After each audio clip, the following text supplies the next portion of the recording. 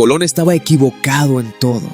En la forma del mundo, en las distancias, en los mares que decía conocer. Pero a veces, los errores cambian más que los aciertos. El mar de finales del siglo XV no era un mapa, era un abismo. Los hombres no navegaban hacia lo desconocido, huían de él. Y sin embargo, un genovés terco, sin fortuna ni título, se convenció de que podía llegar a Asia navegando hacia el oeste, con un cálculo tan errado que habría matado a cualquiera menos a él.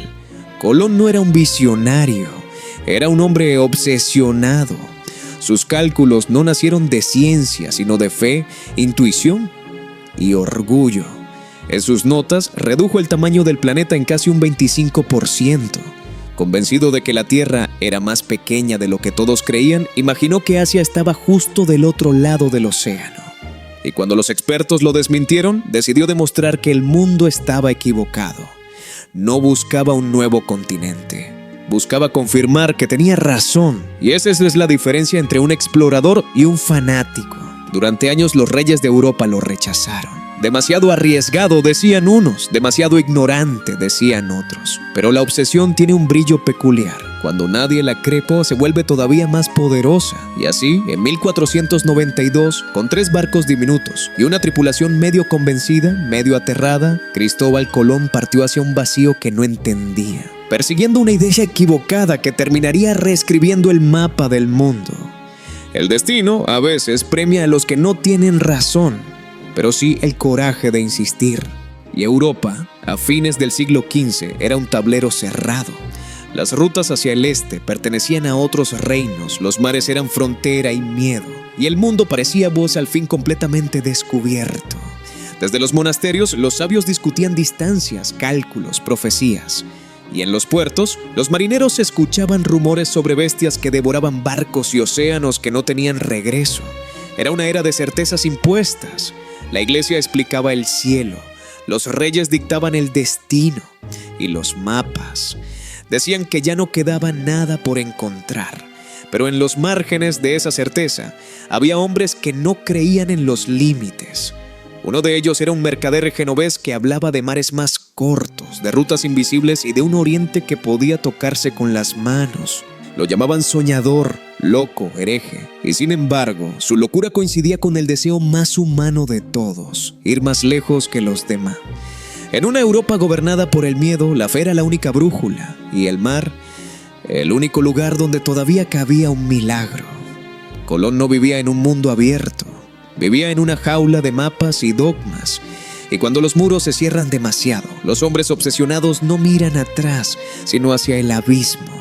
Así empezó su viaje, no hacia una nueva tierra, sino hacia el límite de su propia fe. El 12 de octubre de 1492, Cristóbal Colón creyó haber alcanzado Asia, y en cierto modo tenía razón, solo que la tierra que pisaba no estaba en ningún mapa. Colón pensó que había llegado a las Indias, nombró a sus habitantes indios, y durante años insistiría en que era Asia, aunque el paisaje, las lenguas y los rostros gritaban lo contrario. La historia lo celebra como el hombre que descubrió un nuevo mundo, pero él nunca supo lo que realmente había encontrado. Murió convencido de que tenía razón, y sin embargo, su equivocación había encendido una llama imposible de apagar. Su éxito no fue fruto del genio, sino del azar, de un cálculo errado que terminó en un continente, de una obsesión que por accidente cambió el destino de millones de personas. A veces la historia no premia la razón, sino la insistencia. El mundo recuerda al que llega primero, no al que entiende por qué llegó. Y en ese error glorioso nació un nuevo mapa, una nueva ambición y un viejo fantasma que sigue recorriendo la historia. La idea de que el fin justifica cualquier viaje. Cristóbal Colón había vencido, sin saber realmente qué había conquistado. El descubrimiento no fue el final del viaje, fue el comienzo del caos. Cristóbal Colón había llegado a una tierra desconocida, pero lo que trajo consigo no fue conocimiento, sino una nueva forma de conquista. Donde él veía Asia, sus hombres veían oro.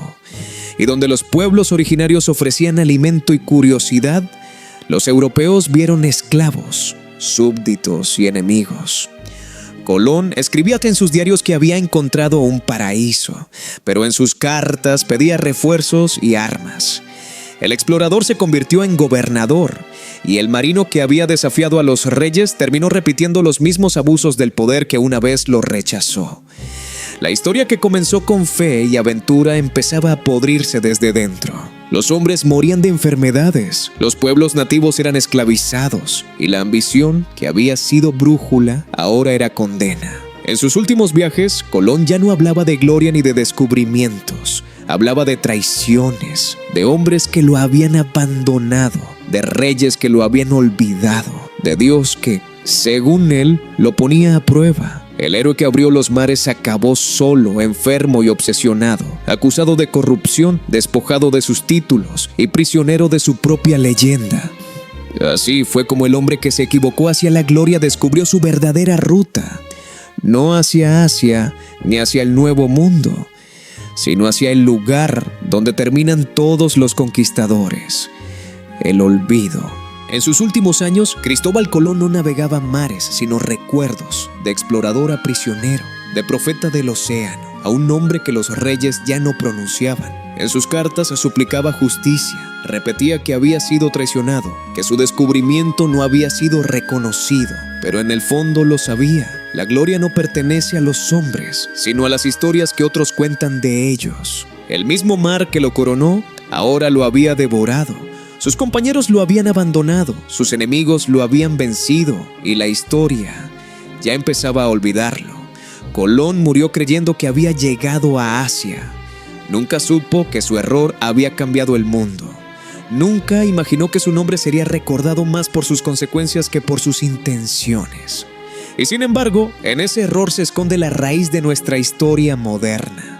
Porque el mundo no avanza solo con verdades, avanza con los errores que se atreven a zarpar.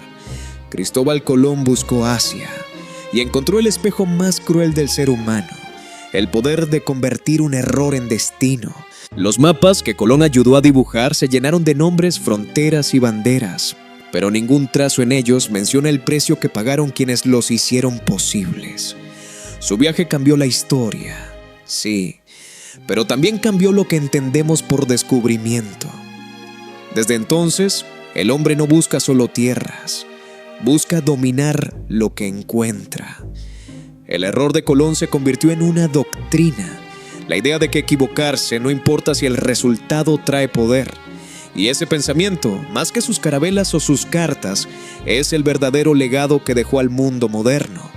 Porque aún hoy, seguimos navegando con la misma brújula rota, la que confunde descubrimiento con conquista, progreso con dominio, gloria con olvido.